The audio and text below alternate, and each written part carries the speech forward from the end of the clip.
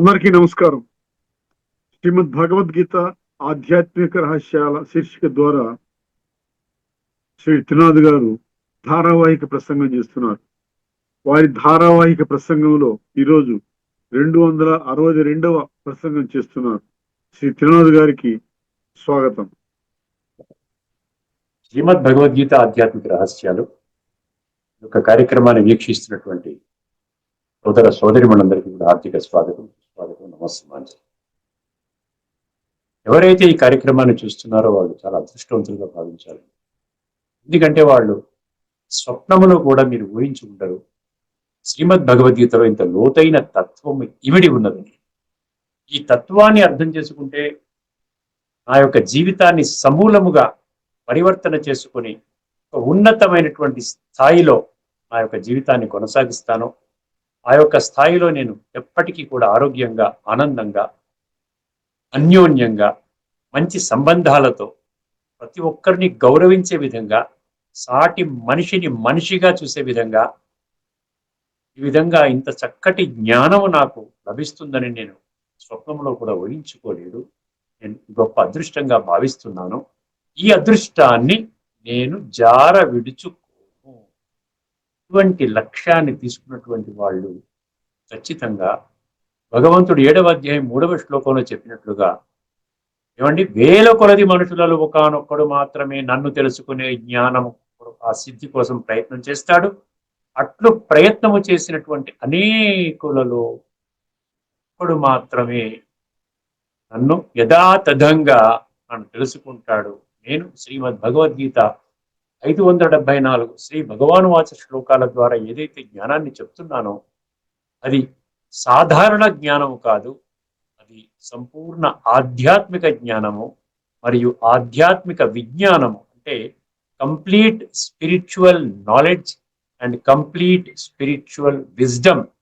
ఈ రెండు ఇప్పటి వరకు కూడా ఏ కోణంలో కూడా ఎంతో మంది ద్వారా నేను ఉపన్యాసాలు విన్నాను, ప్రవచనాలు విన్నాను, టీవీ ద్వారా, సినిమాల ద్వారా ఎన్నో ఆధ్యాత్మిక విషయాలు తెలుసుకున్నాను. కానీ చక్కగా నా జీవితాన్ని ఉద్ధరించే విధంగా ఇప్పటి వరకు ఎవరు కూడా చెప్పలేదు.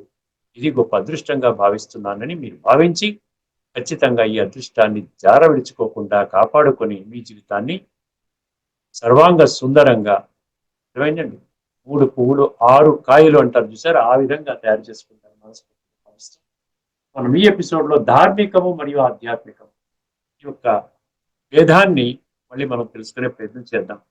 ఇందులో మనం ఏం చేస్తామండి, ఆధ్యాత్మికతలో ఒక గొప్ప శక్తి మనకు లభిస్తుంది.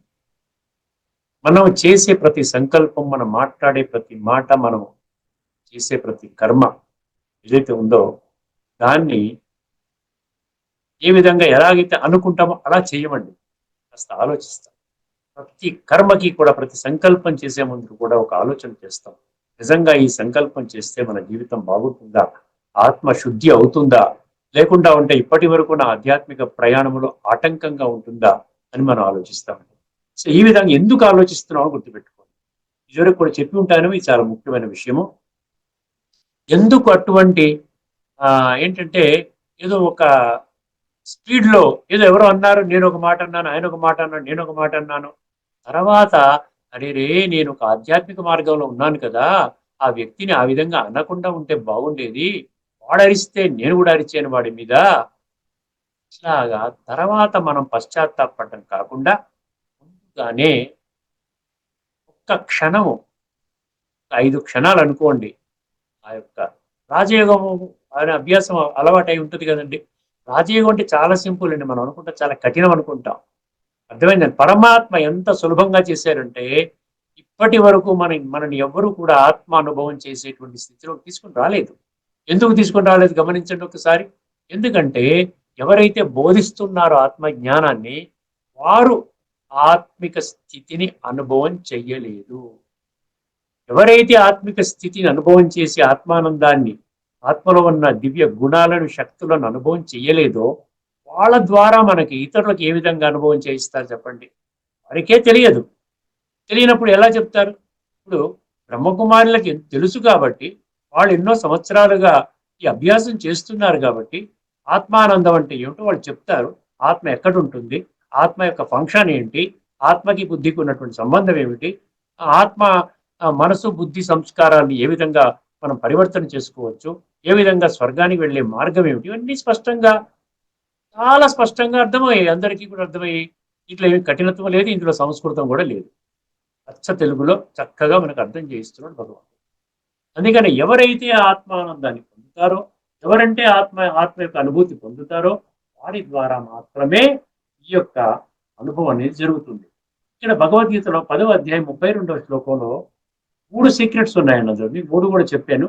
ఇందులో మొట్టమొదటి సీక్రెట్ ఒకటి గుర్తుపెట్టుకోండి. సర్గాణం ఆదిరంతస్థ మధ్యం చైవాహం అర్జున అన్నాడు. సర్గ అంటే సృష్టి. ఈ మానవ సృష్టి యొక్క ఆది మధ్య అంతిమం యొక్క జ్ఞానము నాకు ఒక్కడికే తెలుసును అంటున్నాడు. అర్థమైంది? అహం అన్నాడు కదా, అహం అంటే నేను, నాకు మాత్రమే తెలుసు. 13 కోట్ల దేవీ దేవతలకి తెలియదు, వివిధ ధర్మ స్థాపకులకు తెలియదు, అదేవిధంగా అనేక వేల సంఖ్యలో ఉన్నటువంటి వర్తమాన సమాజంలో మనం చూస్తున్న సాధువులు, సన్యాసులు, అర్థమైందండి, ఋషులు, మునులు, పీఠాధిపతులు, ఎవరికి కూడా తెలియదు. మరి తెలియని వాళ్ళు మనకి ఎలా చెప్తారు? గుర్తుపెట్టు. అర్థమైంది? అజ్ఞానములో ఉన్న వాళ్ళు ఇంకొక అజ్ఞానములో ఉన్న వాడిని జ్ఞానిగా మార్చగలరా? నిజంగా జ్ఞానిగా మార్చగలిగే శక్తి వారిలో ఉంటే వారు ముందుగా జ్ఞానిగా అవుతారు. జ్ఞానిగా అవ్వడం అంటే మేము చెప్పాం కదా, జ్ఞానం యొక్క నిర్వచనం ఏమిటి? నేను ఆత్మని, నా శరీరం, ఇది నా శరీరం, నా గుండెకి బైపాస్ సర్జరీ, నా కిడ్నీలో స్టోన్స్, ఏమండి, నా మోకాళ్ళ చిప్పులు అరిగిపోయినా, తలనొప్పి, నా కడుపు నొప్పి, నా ఒంట్లో బాగోలేదు. ఒళ్ళు వేరు, నేను వేరు, గుండె వేరు, నేను వేరు, అర్థమైందండి, తల వేరు, నేను వేరు, కడుపు వేరు, నేను వేరు, పళ్ళు వేరు, నేను వేరు, నా పంటి నొప్పి అంటే నేను వేరు. ఇది చాలా సులభమైనటువంటి ప్రిన్సిపల్. ఇది ఒక simple LKG level. A for apple, B for bat అంటాం, C for cat, D for dog. ఇంతే ఈ లెవెల్ అనమాట. అర్థమైందండి? అందువలన ఈ జ్ఞానము తెలిసినటువంటి వాడికి సృష్టి యొక్క ఆది మధ్యాంతాల జ్ఞానం సులభంగా అర్థమవుతుంది. ఆది మధ్య అంతిమం. ఆదిలో మంచిగా దివ్య గుణాలతో దాని 5 విషయాలు చెప్తాడు భగవంతుడు. సర్వగుణ సంపన్నులు, షోడశ కళా సంపూర్ణులు, షోడశ అంటే 16 అండి, షోడశ కళా సంపూర్ణులు, మర్యాద పురుషోత్తములు, సంపూర్ణ నిర్వికారులు, సంపూర్ణ అహింసకులు అంటాడు. అహింసో పరమో ధర్మ. ఆ విధంగా సో ఇవన్నీ ఉంటే పరిపూర్ణంగా ఉన్నటువంటి ఒక మానవుడే, వారిని ఏమంటారంటే సత్యత్రేతాయుగాల్లో దేవీ దేవతలు అంటారు. సో ఆ జ్ఞానం అందింది. అక్కడ ఎన్ని జన్మలు తీసుకుంటారు, ఏ విధంగా యొక్క ప్రయాణం సాగుతుంది? ఎందుకంటే ఆత్మ వస్త్రాన్ని మార్చుకుంటూ, విడిచిపెడుతూ, మార్చుకుంటూ, తీసుకుంటూ, మార్చుకుంటూ ఆ విధంగా ప్రయాణం కొనసాగిస్తుంది. తర్వాత త్రేతాలోకి ఎంటర్ అవుతుంది. కొద్దిగా కొంచెం 2 కళలు తగ్గుతాయి. అక్కడ 16 కళలు అంటుంటే ఇక్కడ 14 కళలు ఉంటాయి. తర్వాత మళ్ళీ ఇక్కడ ఈ 2 కళలు, ఈ 2 యుగాలలో ఏమవుతుంది? టోటల్ గా ఆత్మానుభూతిలోనే ఉంటాడు, ఆత్మిక ఆనందంలో ఉంటాడు. అందుకనే దాన్ని స్వర్గం అన్నారు. ఎప్పుడు ఆత్మానందం ఎప్పుడు కూడా పర్మనెంట్ గా ఉంటుంది. దేహం అండి వచ్చినప్పటికి మళ్ళీ మనం కుళ్ళిపోతాం. నా కులము, మతము, జాతి, రంగు, రూపు, ఉన్నవాడు, లేనివాడు, నావాడ, పరాయివాడ. అది దైహికంగా వచ్చిన డివిజన్స్. ఆత్మకి డివిజన్స్ లేవు. ఆత్మకి కులము లేదు, మతము లేదు, జాతి లేదు, రంగు లేదు, రూపు లేదు, ఏమీ లేదు. తర్వాత అదే విధంగా మళ్ళీ మనిషిగా ఉంటాము ద్వాపర యుగంలో. మనిషి నుంచి రాక్షసులుగా, ఆ రాక్షసులు అనలేదు కానీ భగవద్గీతలో ఉన్నాడు అసురులు అన్నాడు. అసురులు అంటే రాక్షసులు. దేవతలు అసురులు అన్నాడు. దైవాసుర సంపద విభాగ యోగం. ఈ విధంగా పరివర్తన అంటే ఈ సృష్టి యొక్క ఆది మధ్య అంతిమము భగవంతుడికి ఏ విధంగా అయితే తెలుసునో, అర్థమైందండి, అదే జ్ఞానాన్ని మనకిస్తున్నాడు. నేను సంపూర్ణంగా ఇస్తున్నానని చెప్పాడు కదా, అశేషత అన్నాడు. ఏది దాచకుండా ఇచ్చేస్తానన్నాడు. 7వ అధ్యాయం 2వ శ్లోకంలో అన్నాడు. అర్థమైంది? నా దగ్గర ఉన్నటువంటి జ్ఞానము మరియు విజ్ఞానము సంపూర్ణంగా నా పిల్లలైనటువంటి మీకు నేను దారాదత్తం చేస్తున్నాను. ఆ విధంగా చేసేది 89 సంవత్సరాలు అవుతుంది. అర్థమైందండి? అందువలన మీకేమవుతుంది? ఇప్పుడు ఇక్కడ ఆది మధ్య అంతిమ జ్ఞానం ఉన్నది కాబట్టి ముఖ్యమైన ఈ యొక్క జ్ఞానం ఆధారంగా మీరు ఎప్పుడు ఎటువంటి చింతన చేస్తారు? సంస్కార పరివర్తన. ఎందుకంటే వర్తమానంలో ఈ ఒక్క జన్మలో చిన్న చిన్న విషయాల్లోకి వెళ్ళిపోయి మనము ఆత్మ ఇప్పటిదాకా ప్రతినిత్యము నేను ఉదయం 3:30కి లభిస్తాను, గంట యోగం చేస్తాను, మళ్ళీ గంటకి పరమాత్మ స్మృతి ఉంటుంది, తర్వాత మళ్ళీ సాయంకాలం యోగం చేస్తాను, మధ్యాహ్నం మళ్ళీ భగవంతుని యొక్క జ్ఞానం యొక్క క్లాసు వింటాను. ఇవన్నీ దేనికోసం చేస్తున్నాను? ఆత్మశుద్ధి కోసము. సో ఈ ప్రయాణం మనకు అలవాటు అయిపోయినప్పుడు ఏమవుతుంది? చిన్న విషయాలు పర్వాలేదు అనిపిస్తుంది. పర్వాలేదు, అజ్ఞానంలో మాట్లాడుతున్నాడు, నేను అతను ఏదో మాట అన్నాడని చెప్పి దానికి రియాక్ట్ అవ్వకూడదు. నేను రియాక్ట్ అవ్వకుండా ఏమవుతాను, ప్రొయాక్ట్ అవుతాను. ప్రొయాక్ట్ అంటే ఒక పాజిటివ్గా పర్వాలేదురా అంటారు. దాని ఏముంది, నీదే రైట్ అనుకో అంటారు. అక్కడికి ఏం చేస్తాం, చల్లబడి చేస్తాం. ఆ సన్నివేశము మళ్ళీ అది పెద్దగా ప్రజరిల్లదు. వాడు ఒక మాట అంటే నేను 4 మాటలు అంటే, వాడు 10 మాటలు అంటే నేను 20 మాటలు అంటే కొట్టుకునేదాకా వస్తాం, చంపుకునేదాకా కూడా వచ్చిన సందర్భాలు మనం వర్తమాన ఈ కలియుగి అంతిమ సమయంలో మనం చూస్తున్నాం. అక్కడ మనకు అడ్డుకట్ట ఎవరేస్తున్నాడు, ఈ రాజయోగం అనే ప్రక్రియ ద్వారా భగవంతుడు మనకి నాగునాయన ఈ కూడా నేనున్నాను, నువ్వు వెంటనే ఆ విధంగా వైలెంట్ గా రియాక్ట్ అవ్వక్కర్లేదు, వాడు కూడా నా బిడ్డనే, వాడు అజ్ఞానంలో ఉన్నాడు, ఇంకా 3వ నేత్రం తెరుచుకోలేదు. సో ఇవన్నీ సంకల్పాలు నడుస్తాయి. ఇది జ్ఞానం అన్నమాట. అజ్ఞానం ఇది అంధవిశ్వాసం కాదండి. ఏదో ఒక లైట్ పెట్టుకొని మీరు భగవంతుని ధ్యానం చేయండి కాదు. భగవంతుని యొక్క ఉనికిని మీరు కనిపెడతారు. ఆ విధంగా 5 నిమిషాలు మీరు యోగం చేసి చూడండి.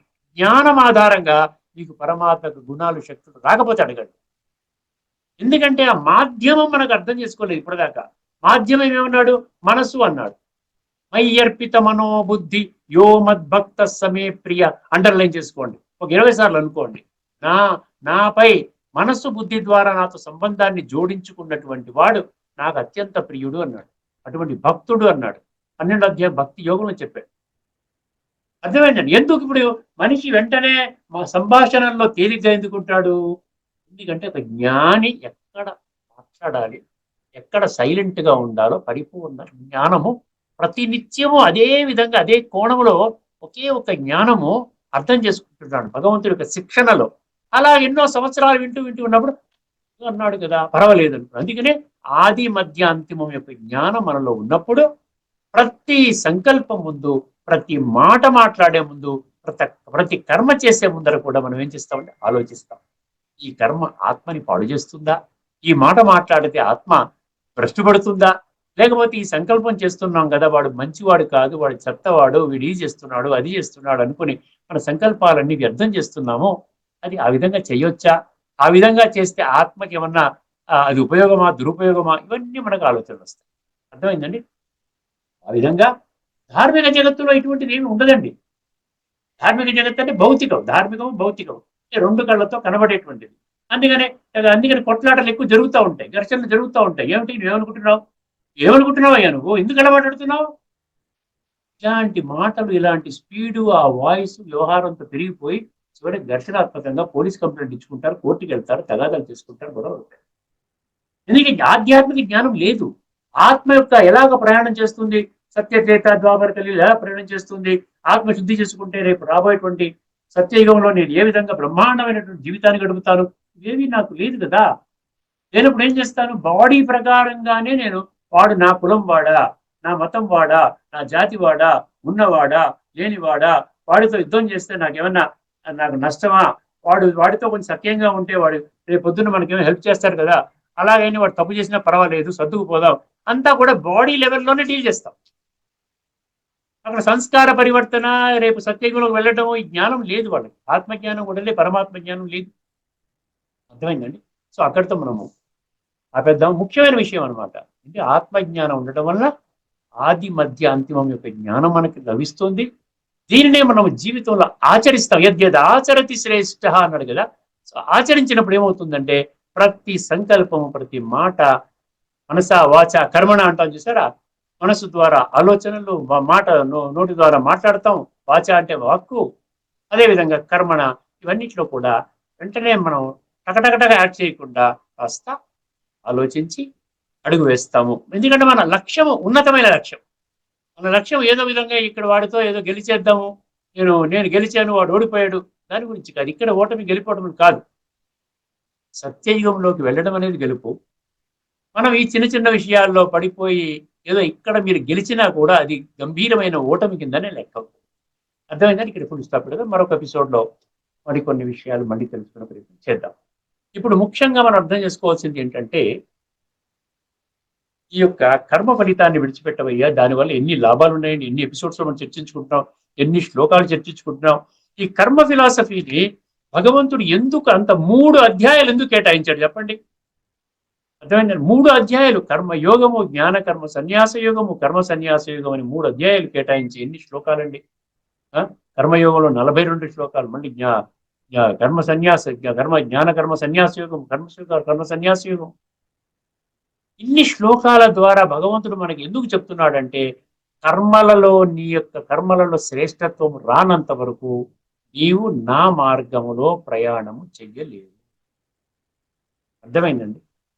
సో ఇదే కోణములో మనము కర్మ ద్వారా యజ్ఞాత్వా మోక్షసే అశుభాత్ అన్న తత్తే కర్మ ప్రవక్ష్యామి యజ్ఞాత్వా మోక్షసే అశుభాత్. ఇది మనకి ఎందుకు చెప్తున్నానంటే, నీ జీవితంలో అశుభములన్నీ తొలగించేటువంటి కర్మలు ఏ కర్మలు చేస్తే బాగుంటుంది, ఏ విధానములోని నీ యొక్క కర్మల్ని ఏ విధంగా పరివర్తన చేసుకోవాలి, అది నేను చెప్తున్నాను అన్నాడు. భగవంతుడు అంటున్నాడు నేను చెప్తాను అన్న ఎలా ఉండాలండి, ఎంత అటెన్షన్ పే చేయాలండి మనం. అది కేవలం పఠన పారాయణ శ్రవణ ప్రచారం చేసుకోవడం వల్ల మనం ఏం చేసామంటే, నేను చెప్తున్నాను ఆ విషయము, అది నా కొరకు కాదు, అది అర్జునుడు, అది కూడా ద్వాపర యుగంలో ఉన్న ఒక అర్జునుడు అన్న ఒక వ్యక్తికి మాత్రమే సంబంధించింది అనుకుని నేనేం చేశాను, రింగ్ సైడ్ వ్యూ అంటారు. అక్కడ బాక్సింగ్ లోకి వెళ్ళలేదు, మనం పైన రింగ్ సైడ్ కూర్చుని ఏదో క్రికెట్ మ్యాచ్ టెన్నిస్ మ్యాచ్ చూస్తున్నాం కదా, చూసినప్పుడు చప్పట్లు కొడుతుంటే వాళ్ళంతా ఆడుకుంటున్నారు, నేను ఆటలో లేను అని భగవంతుడు అంటున్నాడు. ఈ విశ్వనాటక రంగములో, ఈ యొక్క విశ్వం అనేటువంటి యొక్క రంగమంచులో, లేకపోతే ఒక క్రీడ, ఒక స్టేడియం అనుకోండి, ప్రపంచం అంతా ఒక స్టేడియం అనుకుంటే, ఈ మధ్యలో ఉన్నటువంటి పాత్రధారులంతా కూడా ఆటలు ఆడుతున్నారు అంటాడు. మన ఆట ఖచ్చితంగా మంచిగా ఆడాలి అంటే మనలో నిపుణత ఉండాలి, నైపుణ్యం ఉండాలి. అంటే ఏ విధంగా ఆడితే ఆ ఆటలో మనకు గెలుపు వస్తోంది, లేకపోతే మనం ఓడిపోకూడదు. సో ఈ గెలుపు ఓటముల ఈ యొక్క ఇప్పుడు ఉన్నాం, మనం గెలుపు ఓటముల మధ్యలో ఉన్నాం, ఒక్కొక్కసారి గెలుస్తున్నాం, ఒక్కొక్కసారి ఓడిపోతున్నాం. అని పరమాత్మ చెప్పినటువంటి యొక్క ఆధ్యాత్మిక మార్గదర్శనం ఏదైతే ఉందో అది ఖచ్చితంగా మనకి గెలుపు మార్గంలో తీసుకుని వెళ్ళే విధానం అన్నమాట. అటువంటి కర్మలు మీరు చెయ్యాలి అని భగవంతుడు ప్రార్థిస్తున్నాడు, ప్రాధేయపడుతున్నాడు. ఈ ఒక్క జన్మ నా మాట వినండి, ఇప్పటి వరకు నేను కాలచక్రంలో ఇంటర్ఫియర్ అవ్వలేదు, ఇది ఆఖరి జన్మ. మీ యొక్క శరీరంలోంచి ఈ యొక్క ఆఖరి శ్వాస వెళ్ళిపోయిందంటే మీరు ఇంకా పురుషార్థం చేసుకోలేరు. దాని ఆధారంగానే ఈ మార్కులు లెక్కించబడతాయి. ఐఐటి ఎగ్జామ్ గానే ఇది రాశారనుకోండి, ఒక్కసారి ఎంసెట్ అది రాస్తే ఒక్కసారి కంప్యూటర్ కీ కొట్టగా బటన్ నొక్కగానే first rank, second rank, third rank, fourth rank, అక్కడితో ఫుల్ స్టాప్ పడిపోతుంది. అర్థమైందండి. అందువల్ల దానికి కాలం యొక్క పిలుపు, కాల్ ఆఫ్ టైం అంటున్నాడు, కాల్ ఆఫ్ గాడ్, భగవంతుని యొక్క పిలుపు అంటున్నాడు కదా. అర్థమైంది. ఆ విధంగా ఒక మంచి మార్గదర్శక సూత్రాన్ని వెల్లడించే ఒక అద్భుతమైనటువంటి శ్లోకాన్ని మీ ముందు ఉంచబోతున్నానండి. అది ఏ శ్లోకం అంటే 5వ అధ్యాయంలోని 7వ శ్లోకం. ఎందుకంటే మీకు అధ్యాయం పేరు మరియు మీకు నంబర్ ఎందుకు చెప్తున్నానంటే, అధ్యాయం పేరు నంబర్ ఎందుకు చెప్తున్నానంటే మీరు చదువుకుంటారని, ఒకవేళ డౌట్ ఏమన్నా వస్తే మళ్ళీ నన్ను ప్రశ్నిస్తారని. అందుకనే నా కాంటాక్ట్ నెంబర్ కూడా ఇచ్చుకున్నాను. ఎవరు ఇంత ట్రాన్స్పరెంట్గా ఉండరండి. మీరు చిన్నగా లాజిక్ అర్థం చేసుకోండి. ఎందుకు ఇంత ట్రాన్స్పరెంట్గా ఉంటున్నాం?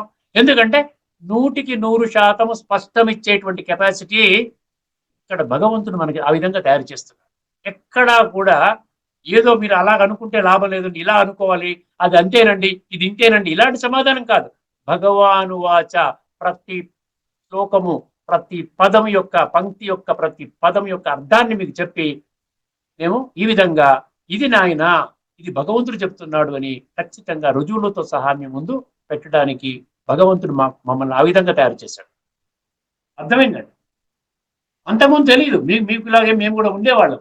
కానీ బ్రహ్మకుమారి ఫిలాసఫీలో వచ్చిన తర్వాత ఒక్కొక్క విషయాన్ని ఆయన చాలా తేటతెల్లం చేస్తూ ఉంటుంటే మనకి మన జీవితానికి, ఇది మన జీవితానికి సంబంధించి, నా జీవితానికి సంబంధించి, మన కూడా కాదు, నా జీవితానికి సంబంధించింది, నా జీవితాన్ని తీర్చిదిద్దుకునే విధానం భగవంతుడు చెప్తున్నాడు అని ఇన్ని సంవత్సరాలుగా విడిచిపెట్టకుండా ప్రతి నిత్యము కూడా యోగము, జ్ఞానం. అందుకని జ్ఞాన యోగ వ్యవస్థితి అంటాడు 16వ అధ్యాయంలోని మొదటి శ్లోకంలో. ఒకసారి శ్లోకాన్ని వినండి. 5వ అధ్యాయంలోని 7వ శ్లోకం. యోగయుక్తో విశుద్ధాత్మ విజితాత్మ జితేంద్రియ సర్వభూతాత్మ కుర్వన్నపి న లిప్యతే. కుర్వన్నపి న లిప్యతే అండి ఆఖరి పంక్తి. కుర్వన్నపి న లిప్యతే. కుర్వన్నపి అంటే ఏంటి?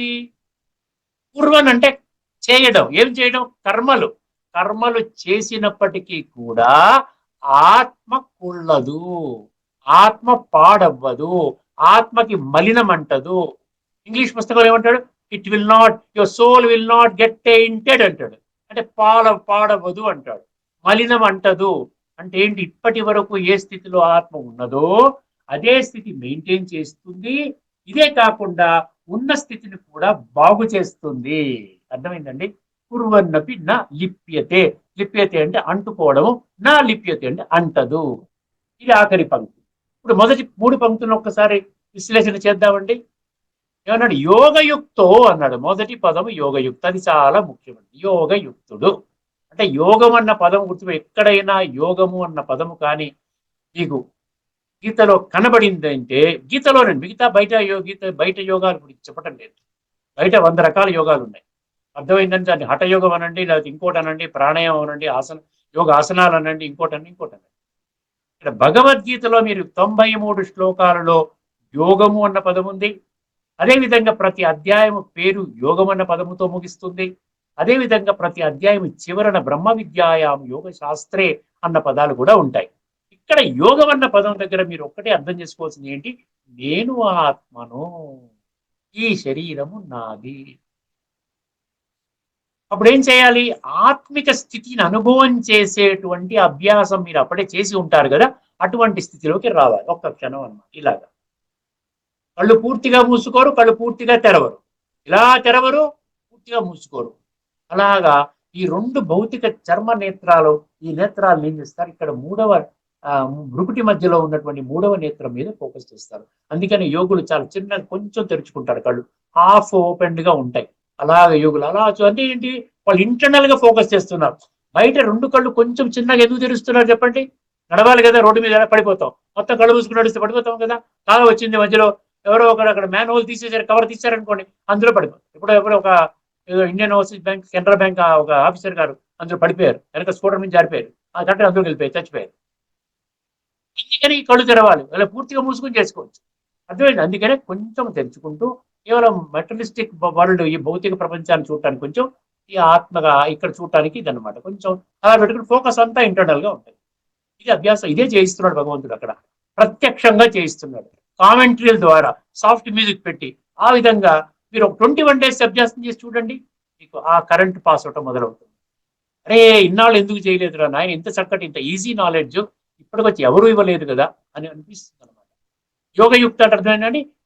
యోగయుక్త ఎప్పుడు ఆత్మిక స్థితి, పరమాత్మిక స్మృతి, స్థితి స్మృతి. అర్థమైందండి? నష్టో మోహ స్మృతి లబ్ధ అన్నాడు చూసారా? మోహం దేని మీద నష్టం అవ్వాలి? ఈ దైహిక, ఈ శరీరం యొక్క మోహం నష్టం అవ్వాలంటున్నాడు. అర్థమైంది? దీని మీద మోహం నష్టమైతే దీని మీద ఆ మోహం ఇక్కడికి వెళుతోంది. అర్థమైందండి? అందుకని ఇక్కడ ఏమంటున్నాడు? యోగయుక్తో, ఆ విధంగా ఉన్నవాడి లక్షణాలు చెప్తున్నాడు. ఆ విధంగా మీరు ఉన్నట్లయితే 4 విషయాలు చెప్తున్నాడండి. 4 విషయాలు, మీరు 4 బెనిఫిట్స్ పొందుతారంటున్నాడు. ఈజీగా 4 బెనిఫిట్స్ ఈజీగా పొందుతారంట. ఏమీ కష్టపడక్కర్లే. మీరు కష్టపడాల్సిందల్లా కేవలం ఆత్మిక స్థితిలోకి రావడానికి కష్టపడాలన్నమాట. ఆషామాషిగా తీసుకోవాల్సిన విషయం కాదండి, చాలా తీవ్రమైన విషయం. రేపటి రోజున దీన్ని తేలికగా కానీ తీసుకున్నట్లయితే రేపటి రోజున మనం చాలా తీవ్రంగా పశ్చాత్తాపడవలసి వస్తుంది. ఈ లోపల మన సమయం అంతా కూడా గడిచిపోతుంది, మన ఏజ్ పెరిగిపోతుంది, ఏమి చేయలేని పరిస్థితి వస్తుంది. ఇంకా సరే ఏదైతే అయింది మనం చేయలేము. ఇప్పటికే ఒక 10 సంవత్సరాల క్రితమే నాకు బ్రహ్మకుమారి విన్నాను నేను, ఎవరో మా ఇంటికి వచ్చి నాకు రాఖీ కట్టారు, మంచి విషయాలు చెప్పారు, అప్పుడే వెళ్ళుంటే ఎంత బాగుండేది అని అనిపిస్తాయి. ఎందుకంటే నేను మాటి మాటికి చెప్తున్నానంటే ఇక్కడ ఈ సత్యం చెప్పకపోతే నన్ను నేను మోసం చేసుకున్నట్టు అవుతుందండి. అర్థమైంది? ఇప్పుడు నేను పొందిన ఆనందాన్ని మీకు ఇవ్వాలి అంటే నేను వెళ్ళిన మార్గంలో మిమ్మల్ని తీసుకుని వెళ్ళాలి కదా.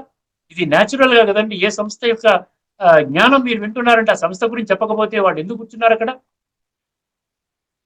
యోగయుక్తం అంటే అక్కడ కేవలం బ్రహ్మకుమారి సెంటర్లోనే మీరు యోగయుక్త, ఏ విధంగా నేను ఒక ఆత్మానందాన్ని పొందేటువంటి స్థితిలో, ఆత్మిక స్థితిలో ఉండడానికి ఏ విధంగా నేను చేయగలుగుతానంటే అక్కడికి వెళితేనే మీకు అర్థమవుతుంది. ఇలా లాభాలు చూడండి ఒక్కసారి, చాలా అద్భుతంగా ఉంటాయండి. యోగయుక్తో విశుద్ధాత్మ, విశుద్ధాత్మ అంటే ఏం చెప్పాడు? ఆత్మశుద్ధి అవుతుంది. ఎందుకంటే ఇప్పటి వరకు జన్మ జన్మలుగా మేము చేసినటువంటి నీచ నికృష్ట భ్రష్ట దుష్ట పాప కర్మల పర్యవసానముగా ఫలితముగా ఆత్మలో నిక్షిప్తము కాబడిన తమో ప్రధాన సంస్కారాలు, కుళ్ళు సంస్కారాలు, మలిన సంస్కారాలు, లోపభూయిష్ట సంస్కారాలు, పతిత సంస్కారాలు, ఇవన్నీ అలాగే ఉంచుకొని పోతామా చెప్పండి? అలాగే ఉంచుకొని పోతామా? మార్చుకోమా? మార్చుకునే విధానం చెప్తున్నాడు. యోగయుక్త. నువ్వు యోగయుక్తంగా ఉన్నట్టయితే ఫస్ట్ బెనిఫిట్ ఏంటి? విశుద్ధాత్మ, ఆత్మశుద్ధి ప్రారంభమవుతుంది. ఇప్పటిదాకా ఆత్మని మనం మురికి చేసుకునే పనిలోనే ఉన్నాం. కర్మలు చేసుకుంటూ, చెత్త కర్మలు చేసుకుంటూ, చెత్త మాటలు మాట్లాడుకుంటూ, ఆ విధంగా గొడవలు పెట్టుకుంటూ, ఈ విధంగా మనస వాచ కర్మణ సంకల్పాలు కూడా వాడు బాగోలేదు, వీడు బాగోలేదు, ఆ వ్యవస్థ బాగోలేదు, ఈ వ్యవస్థ బాగోలేదు, అందరూ మారితే నేను మారుతాను, ఈ విధంగానే గడిపేశాం. అంటే ఏంటి? దిగే కళలోనే ఉన్నాం. ఇప్పుడు ఎక్కే కళలో తీసుకుని వెళ్తున్నాడు. ఇక్కడి నుంచి ఫుల్ స్టాప్. ఇక్కడి నుంచి ఏమవుతుంది? యోగయుక్తో విశుద్ధాత్మ, ఆత్మ శుద్ధీకరణ జరుగుతుంటే ఈవెన్ 1% శుద్ధీకరణ జరిగినా కూడా అండి మీలో ఒక చైతన్యం మొదలవుతుందండి. మీలో ఒక అద్భుతమైనటువంటి ఒక ఆత్మానందం అంటాం చూసారా, అది మీకు అనుభవం అవుతుంది. మీరు ఆ స్టేజ్ లోకి వచ్చారంటే, అరే ఇవాళ నేను 5 నిమిషాలు చేస్తే నాకు మంచిగా అనిపిస్తోంది కదా, రేపు 10 నిమిషాలు చేద్దాం కదా అంట, ఎల్లుండి 15 నిమిషాలు, అలా అలా అలా అలా అది ఒక హ్యాబిట్ అయిపోతుంది అనమాట. నిరంతరం ఎప్పుడంటే ఏ క్షణంలో కావాలంటే ఆ క్షణంలో ఒక్కసారి అలా బయటికి వెళ్లే ముందు ఒక్కసారి 1 నిమిషం తలుచుకోండి. ఇగో భగవంతుడా, నేను బయటికి వెళ్తున్నాను, నా తోడుండు, నా పనులన్నీ దగ్గరుండి చూడు, నాకు రక్షణ వలయాన్ని పెట్టు, ఆ విధంగా చేయని ఆయన నీ యొక్క జ్ఞానాన్ని అందరికీ అందించే విధంగా ఒక అవకాశం ఉంది తండ్రి అని ఆ విధంగా భావించుకుని బయటికి వెళ్తాం. యోగయుక్తో విశుద్ధాత్మ, అర్థమైంది కదండి? ఆత్మశుద్ధి లేని ఆచారం అదేలా అనుకుంటూ కూర్చుంటే లాభం లేదు. దీనిని కానీ విస్మరించినట్లయితే కేవలము మౌఖికంగా ఈ విధంగా అనుకోవడమే జరుగుతుంది తప్ప ఆచరణ ఎందుకు? ఆత్మశుద్ధి లేని ఆచారం అది అన్నాడు కదా. ఆత్మశుద్ధి జరిగేటువంటి విధానం ఎక్కడుంది? ఏ సంస్థలో ఆత్మశుద్ధి జరుగుతుంది? ఎప్పుడైనా మీకు ఆ సంకల్పం కలిగిందా? ఇప్పుడు భగవంతుడు కలగలేదు కాబట్టి ఇప్పుడు చెప్తున్నాడు. నెక్స్ట్ ఏమన్నాడు? యోగయుక్తో విశుద్ధాత్మ విజితాత్మ అన్నాడు. నెక్స్ట్ విజితాత్మ అంటే ఏంటి? ఆత్మ మీద విజయం పొందాడంట. విక్టరీ ఓవర్ సోల్ అంటే సెల్ఫ్ కంట్రోల్. అర్థమైందండి? Self control. నేను ఆత్మని అన్నటువంటి దాని మీద పరిపూర్ణ నిశ్చయం ఏర్పడుతుంది. ఆ విధంగా నేను మొదలు పెట్టాలి. ఇది కరెక్ట్ పద్ధతి, ఇదే సత్యము. భగవంతుడు పరమ సత్యము కాబట్టి ఈ యొక్క ప్రాథమిక మూల ఆధ్యాత్మిక సిద్ధాంతమే నేను ఆత్మని, ఈ శరీరము నాది, నేను నాది, ఐ అండ్ మైన్, ఈ రెండు వేరు వేరు. హ్యూమన్ బీయింగ్ అంటే హ్యూమన్ వేరు, బీయింగ్ వేరు. అదే జీవాత్మ అంటే జీవుడు వేరు, ఆత్మ వేరు. ఈ విషయం మీకు స్పష్టమవుతే ఏమవుతుందని, ఆ ఆత్మ శరీరానికి యజమాని అన్న విషయం స్పష్టమవుతే ఏమవుతుందని విజిత ఆత్మ అన్నాడు. అప్పుడు ఏమో సెల్ఫ్ కంట్రోల్ అన్నమాట. అంటే నేను అన్నిటి మీద కూడా నా మనస్సులో ఎటువంటి ఆలోచనలు చేయాలో నేను నిర్ణయిస్తాను. బుద్ధి ద్వారా ఏ పని చెయ్యాలి, ఏ పని చేయకూడదో నేను నిర్ణయిస్తాను. అర్థమైందండి? విజిత ఆత్మ అన్న రెండవ లక్షణం. సో మనసు బుద్ధి కంట్రోల్ ఎప్పుడైతే వస్తుందో సంస్కార పరివర్తన మొదలవుతుంది. ఇప్పటిదాకా మన ఆత్మలో పేరుకున్నటువంటి కుచిత సంస్కారాలు, చెడు సంస్కారాలు, మలిన సంస్కారాలు, తమో ప్రధాన సంస్కారాలు పరివర్తన అవ్వటం మొదలు అదనమాట విశుద్ధాత్మ విజితాత్మ అంటే. తర్వాత మూడవది ఏంటంటే జితేంద్రియ అన్నాడు. సరే, ఇంద్రియాలకి చాలా ముఖ్యం కదండి. ఈ రోజున ఇంద్రియ సుఖానికి మనం బానిసలుగా అయిపోయి దానికోసం కంప్లీట్ గా జీవితాన్ని మన పణంగా పెట్టేసి బలిహారం అయిపోయి, భగవంతుడు అంటాడు నా మీద బలిహారం అవ్వండి అంటే ఇంద్రియాల మీద బలిహారం అయిపోయాం. అర్థమైందండి? ఈ విధంగా జ్ఞానేంద్రియాలు, కర్మేంద్రియాలు, ఇంద్రియ విషయాలు ఇవన్నీ కూడా మన కంట్రోల్లో లేవు. అవి మన జీవితాన్ని శాసిస్తున్నాయి. ఎందుకు శాసిస్తున్నాయి? నేను యోగయుక్తుడిగా లేను. ఎందుకు ఆత్మశుద్ధి జరగలేదు? నేను యోగయుక్తుడిగా లేను. యోగయుక్తుడిగా ఉంటే ఈ లక్షణాలన్నీ వస్తాయంటున్నాడు కదా. యోగయుక్తో విశుద్ధాత్మ విజితేంద్రియ. ఏమన్నాడు? విశుద్ధాత్మ విజితేంద్రియ. ఇప్పుడు ఏమంటున్నాడు? విశుద్ధాత్మ విజితాత్మ జితేంద్రియ అన్నాడు. విజితాత్మ ఆత్మ యొక్క కంట్రోల్ వస్తుంది. తర్వాత జితేంద్రియ అన్నాడు. జితేంద్రియ అంటే ఇంద్రియాలపై విజయం పొందుతాము. కళ్ళు ఏం చెప్తున్నాయి? నేను ఏమి చూడాలో కళ్ళు అదే చూడాలి. నేను ఏది వినాలో నా చెవులు అదే వినాలి. నేను ఏది మాట్లాడాలో నా నోరు అదే మాట్లాడాలి. అర్థమైంది? నేను ఎక్కడికి వెళ్ళాలో కర్మేంద్రియాలు ఏంటి? కాళ్ళు, వాక్, పాణి, పాద కదా. అర్థమైందండి. నా కాళ్ళు అక్కడికే వెళ్ళాలి. ఏదో వెళ్ళిపోయానండి, వాడు ఫ్రెండ్ భుజం మీద చేసుకుని వెళ్ళిపోయాడు, బార్ అండ్ రెస్టారెంట్ కూర్చోబెట్టాడు, శుభ్రంగా తాగించేశాడు, ఫస్ట్ టైం బిల్లు వాడే కట్టాడు, హాయిగా ఎంజాయ్ చేశాను, ఎందుకంటే నా పర్సులో ₹1 కూడా పోలేదు, చక్కగా అద్భుతమైనటువంటి నిషాలో ఉన్నాను. తర్వాత ఏమైందండి, ఒక్కసారి ఆ నిష అలవాటు అయిపోయింది కదా, ఇప్పుడు మీ జేబు ఖాళీ అవుతుంది, ఇక్కడ నుంచి మీ జేబు ఖాళీ అవుతుంది. అదే విధంగా స్మోక్ చేయించేవాడు, మీకు చెత్త పనులు చేయించేవాడు, ఇవన్నీ కూడా ఏం చేస్తారు, మొదటిసారి అవతల వాడు డ్రగ్స్ కూడా ఏం చేస్తున్నారు వాళ్ళు, మొదటిసారి అది ఒక్కొక్క చిన్న 0.01 గ్రామ్ ఎంతో ఉంటే అది ఎంతో ₹1000 ఉంటుందంట. మొదటిసారి ఎవడో ఇన్వెస్ట్ చేస్తాడు, ఏం లేదా నోట్లో పెట్టుకు చూడరా అంటాడు, ఇలా పీల్చి అంటాడు, పీలుస్తాడు, అరే మంచి రసాలు, అరే భలే ఉందిరా, ఇంకా ఇవ్వరా ఇవ్వనంటాడు, అప్పుడు నేను డబ్బులు ఇస్తానంటాడు. ఆ విధంగానే బానిసలు అవుతున్నారు ఈ రోజున, డ్రగ్స్ కానీ, ఆల్కహాల్ కానీ, స్మోకింగ్, జర్దా, చూయింగ్, ఇవన్నీ చెత్తవన్నమాట. అనారోగ్యాన్ని సంపూర్ణంగా మీ జీవితాన్ని భ్రష్టు పట్టించేది, క్యాన్సర్ అటువంటి భయానకమైనటువంటి రోగాన్ని తీసుకొని వచ్చేది అనమాట.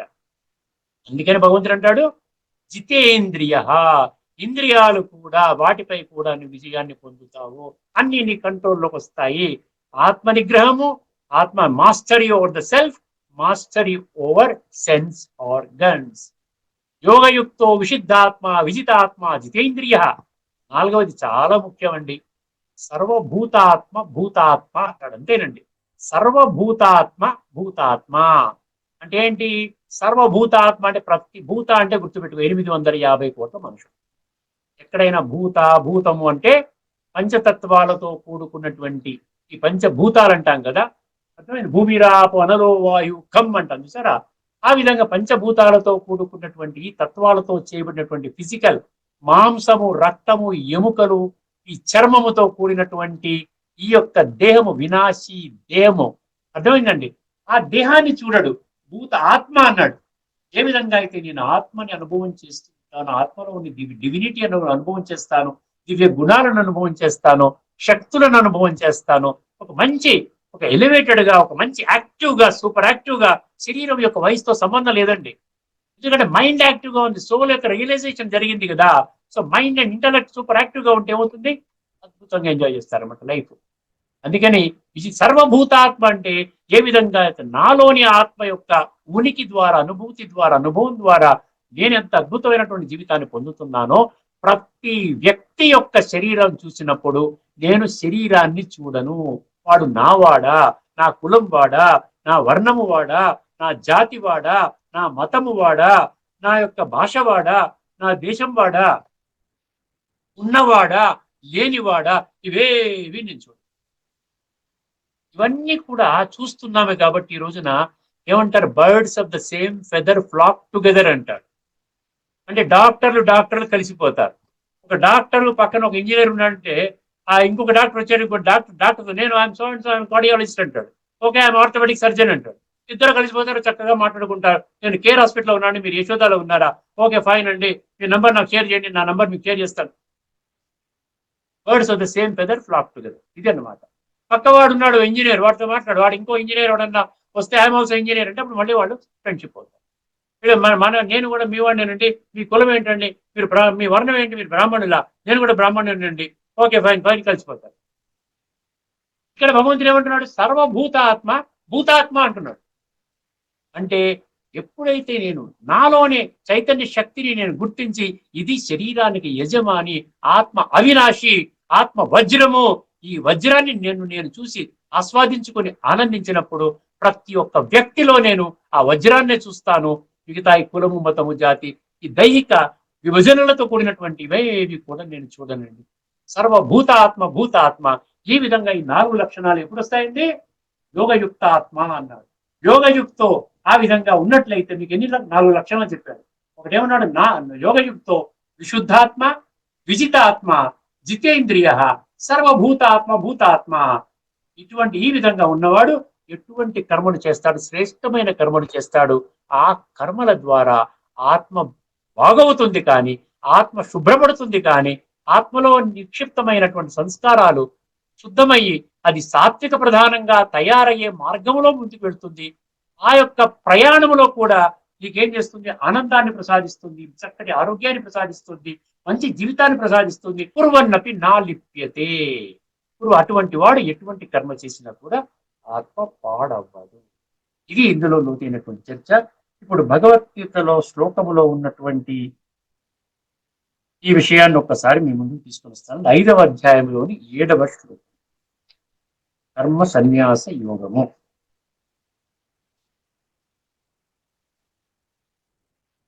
ఒకసారి గమనించండి. దీంతో మనం కార్యక్రమం సంపన్నం చేసుకుందాం. జాగ్రత్తగా వినండి. మనస్సును వశమునందుంచుకునిన వాడు జితేంద్రియుడు, అంతఃకరణ శుద్ధి కలవాడు, సర్వ ప్రాణులలో ఆత్మస్వరూపుడైన పరమాత్మను తన ఆత్మగా కలవాడు. ఇక్కడ కొంచెం కన్ఫ్యూజన్ గా ఉండొచ్చు. పరమాత్మను తన ఆత్మగా కాకుండా ఆత్మ అనుభవం చేసేవాడు ప్రతి ఒక్కరిలో ఉన్నటువంటి ఆత్మని మాత్రమే చూస్తాడు అన్న భావన సరి అయినదనమాట. తనమాత్మగా కలవాడు అగు కర్మయోగి కర్మలను ఆచరించుచున్నను ఆ కర్మలు వానిని అంటవు. ఇది ఈ యొక్క శ్లోకంలోని విషయము. ఇక్కడితో ఈ చర్చను ముగించుకుందాం. తదుపరి ఎపిసోడ్ లో మరొక అద్భుతమైనటువంటి శ్లోకంలో లోతైన తత్వాన్ని ఈ దృష్టికి తీసుకుని వస్తాను. అంతవరకు సెలవు. అందరికీ నమస్కారం. లోకా సమస్తా సుఖినో భవంతు. శ్రీమద్ భగవద్గీత ఆధ్యాత్మిక రహస్యాల తత్వసారాన్ని శ్రీ త్రినాథ్ గారు విశ్లేషించారు. వారికి ధన్యవాదాలు.